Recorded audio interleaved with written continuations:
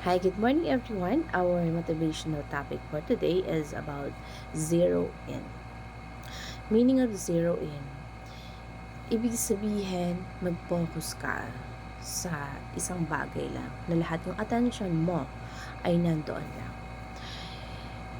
Marami sa atin na hindi alam kung ano yung real reasons kung bakit tayo namuhay dito sa mundo. Kaya, kailangan nating maintindihan na maraming mga bagay na kailangan natin ng zero in or ibig sabihin to focus in. Zero in, focus on the priority na nagmamatter sa buhay natin, na kung ano yung magagawa natin sa purpose na ginagawa natin, na paglaanan natin ng malaking oras, yung mga bagay na alam natin na mahalaga sa atin. At yung mga bagay na hindi mahalaga, kailangan isang tabi natin. Huwag natin sayangin ang oras natin. At bigyan na tuong pansin natin yung mga makakabuti sa atin at sa kapwa natin. Kasi meron lang tayong oras dito sa mundo. So, kailangan nating maintindihan na as early as possible, ano ba, maintindihan natin, maunawaan natin na ano ba yung purpose ng buhay natin.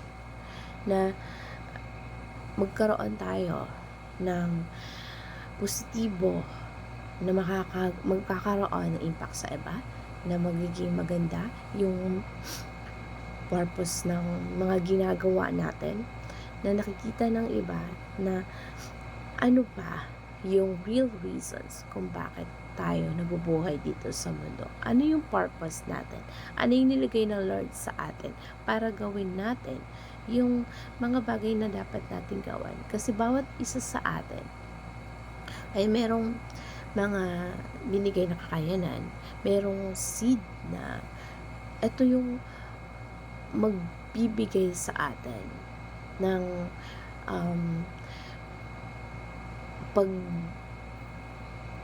pagyabong, at ito yung magbibigay ng bunga sa bawat isa sa atin na magmamatter sa mga ginagawa natin.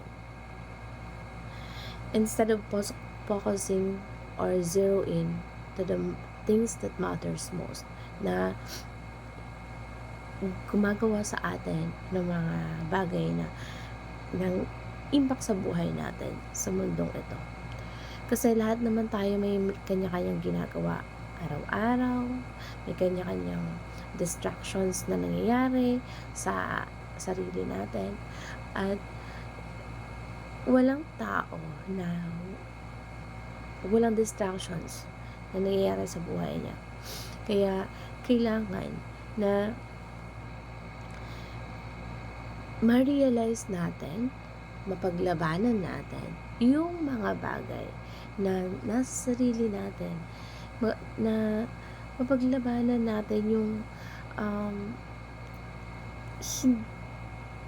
yung mga bagay na wala namang kabuluhan, na mapaglabanan natin yung mga alam natin sa sarili natin na hindi naman makakatulong sa atin at hindi makakapaglapit sa atin sa kung ano man yung goal natin sa paggawa ng purpose na gina-goal natin sa buhay natin.